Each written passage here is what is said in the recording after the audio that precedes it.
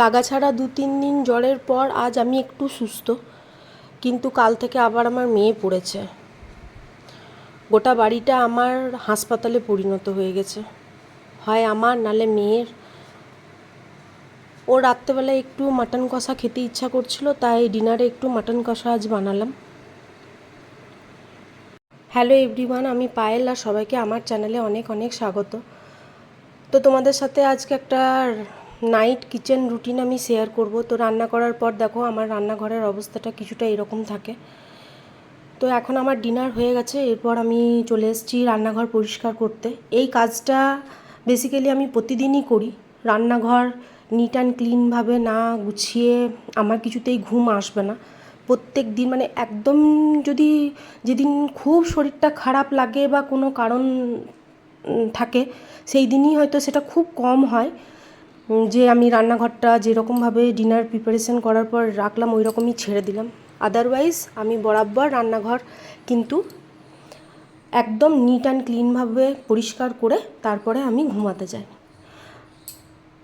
দেখতে পাচ্ছ এখানে বেসিক যে আমার বাসনগুলো আছে, অ্যাকচুয়ালি ননস্টিকের এই বাসনগুলো আমি আমার মেডকে ধুতে দিই না, এগুলো আমি নিজের হাতেই পরিষ্কার করি।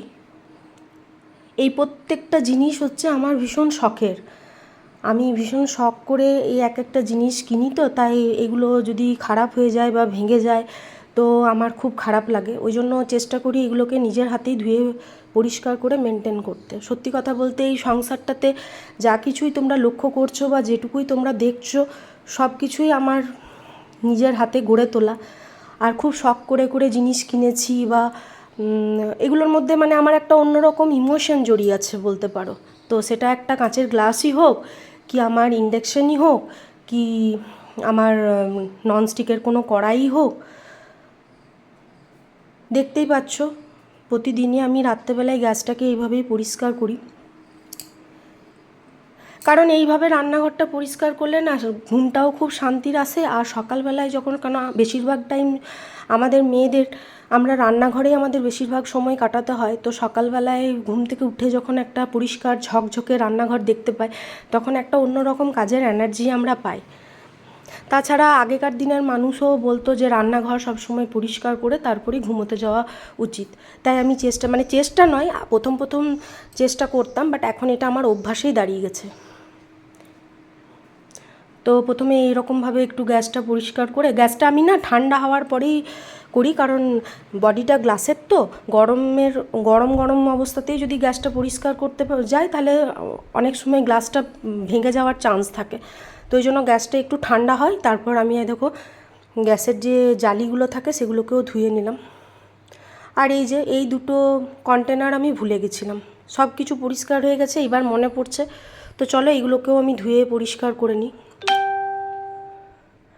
আমি চেষ্টা করি এই কন্টেনার যখন জিনিস শেষ হয়ে যায় তখনই সেটাকে ধুয়ে পরিষ্কার করে রেখে দেওয়ার, কারণ এতে কি হয় একসাথে অনেকগুলো কোটোবাটা জড়ো হয়ে যায় না। আর রাতের দিকে ধুয়ে রাখি এই কারণে যে সকালবেলায় জিনিসটা শুকিয়ে যায়, তাহলে আমি যে জিনিস থাকবে সেটাকে এখানে ফিল আপ করে রেখে দিতে পারবো। তো বোতলটাও আমি ধুয়ে দেখো রেখে দিলাম। এবার আমি আগে যে বাসনগুলো ধুয়ে রেখেছিলাম সেগুলো নিজের নিজের জায়গায় একটু ঠিক করে রেখে দেবো।